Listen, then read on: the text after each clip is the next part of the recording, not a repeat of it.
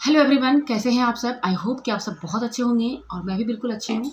तो आज फिर से मैं आपका स्वागत करती हूँ अपने स्टडी ब्लॉग में। तो मैं क्या करने वाली हूँ कि मैं टीचिंग एग्ज़ाम की भी तैयारी करूँगी साथ में, क्योंकि ये बहुत इंपॉर्टेंट हो जाता है और मैं तैयारी पहले करती थी, उसको मैंने छोड़ दिया था। तो अब क्या करने वाली हूँ कि टीचिंग एग्ज़ाम को भी साथ में लेकर चलूँगी। इससे क्या होगा कि मेरा जो पेपर है वो भी साथ में चलेगा, बैलेंस होकर, क्योंकि टीचिंग एग्ज़ाम को हम लोग छोड़ नहीं सकते हैं एज ए फीमेल कैंडिडेट। तो आपको क्या करना है कि आपको भी इसी तरह से टीचिंग एग्ज़ाम पे ज़्यादा फोकस करना है आपको। और जो आपका अगर आप यूपीएससी टारगेट करते हैं या फिर पीसीएस टारगेट करते हैं तो उसमें आप तैयारी करते रहिए, ठीक है। लेकिन सबसे पहले आप सिक्योर होने के बारे में सोचिए। तो आज का जो ब्लॉग है वो है टीचिंग एग्ज़ाम पे डिपेंड। तो मैं कैसे करने वाली हूँ, क्या करने वाली हूँ, वो मैं आपको इस ब्लॉग में बताने जा रही हूँ।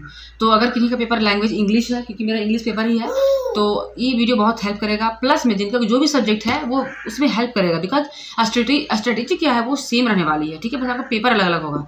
तो सबसे पहले अपना जो आपका सिलेबस है वो निकाल लीजिए। तो सिलेबस ये कौन सा सिलेबस है, ये मेरा पीजी का सिलेबस है, ठीक है। तो ये पीजी का सिलेबस है। प्लस में आपका जो पीजीटी का जो सिलेबस आता है उसको आप क्या कीजिए, एक बार नोट डाउन कर लीजिए अपनी कॉपी में।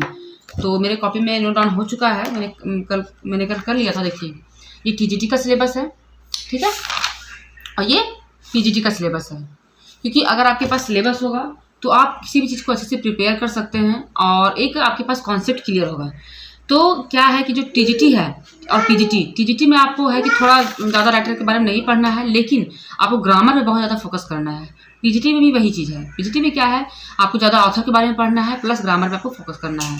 तो मेरे पास ये है इसको क्या बोलते हैं, प्रैक्टिस सेट, भूल गई। प्रैक्टिस सेट है ये मेरे पास, किसका है, यूथ कंपटीशन का टाइम्स का है मेरे पास प्रैक्टिस सेट है।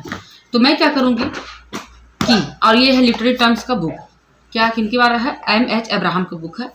तो इस तरह से ये दोनों मेरे रहेंगे। प्लस में क्या करूँगी कि जो राइटर पढ़ना है, जैसे मेरा है विलियम शेक्सपियर, तो इसको मैं नेट में सर्च करूँगी, इनके बारे में यूट्यूब में सर्च करूँगी, और जो मटेरियल मुझे सही लगेगा मैं उसको नोट्स बनाऊँगी। तो मैंने विलियम शेक्सपियर का नोट्स बनाया है, तो वो मैं आपको यहाँ पे दिखाती हूँ। सबसे पहले जो इंपॉर्टेंट होता है वो होता है फिगर ऑफ स्पीच। तो फिगर ऑफ स्पीच मेरा कंप्लीट है, बनाया हुआ है नोट्स। उसके बाद आते हैं विलियम शेक्सपियर, जो बहुत ही इंपॉर्टेंट है, आपको इनके बारे में जानना ही होता है, ठीक है। देखिए, नोट्स बनाया हुआ है, तो आपको मैं ब्लॉग में दिखाती हूँ नोट्स। तो चलिए पढ़ाई करते हैं।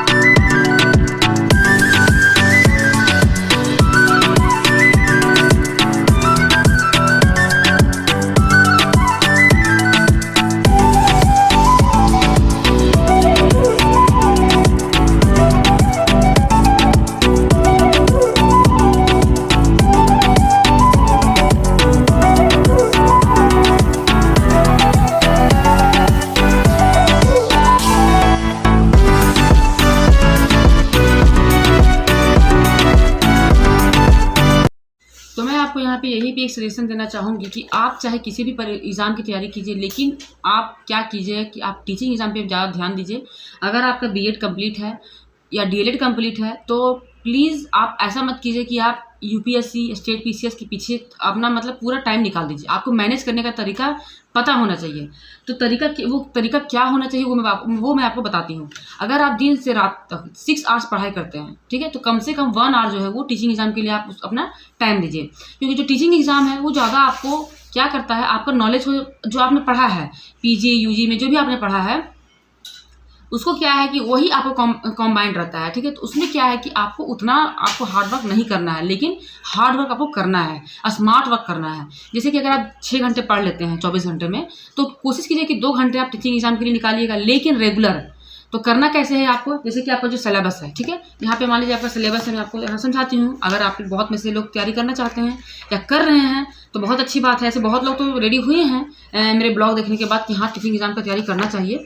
तो जैसे देखिए, आप पहले टीजीटी और पीजीटी को सिलेबस को देखिए कि कौन सा ऐसा टॉपिक है जो दोनों में इंपॉर्टेंट है, दोनों में मतलब इंक्लूडेड है।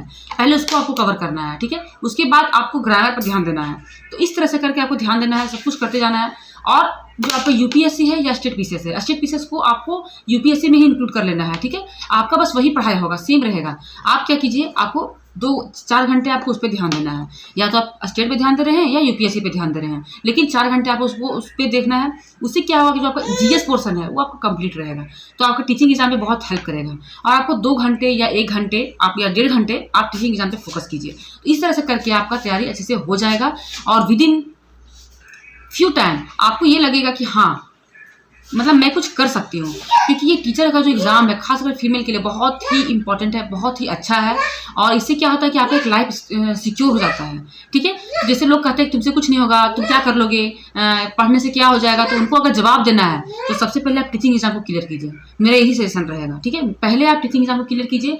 अगर आप टीचिंग एग्जाम को निकाल लेते हैं तो आपके अंदर एक कॉन्फिडेंट आएगा, सिक्योरिटी आएगा, प्लस आप खुद पे निर्भर रहिएगा, तो आप आगे भी अपना काम कर सकते हैं। सब समझ गए। जैसे सपोज दैट मैं बताती हूँ आपको, अभी आपको क्या है कि आपको घर का भी काम करना पड़ रहा है, बच्चे को भी संभालना है और आपको पढ़ाई भी करना है। लेकिन अगर आप सिक्योर हो जाते हैं अपने लाइफ में, जैसे कि अगर आप कहीं जॉब करने लगते हैं, तो आप क्या कर सकते हैं, काम करने वाली को रख सकते हैं। तो उससे क्या होगा कि आपका घर का काम को करना नहीं पड़ सकता है, आप बच्चे को संभालिएगा वहां तक, ठीक है। अदरवाइज अपने करियर पे ध्यान दीजिएगा, इससे आपको एक ये बेनिफिट हो जाएगा।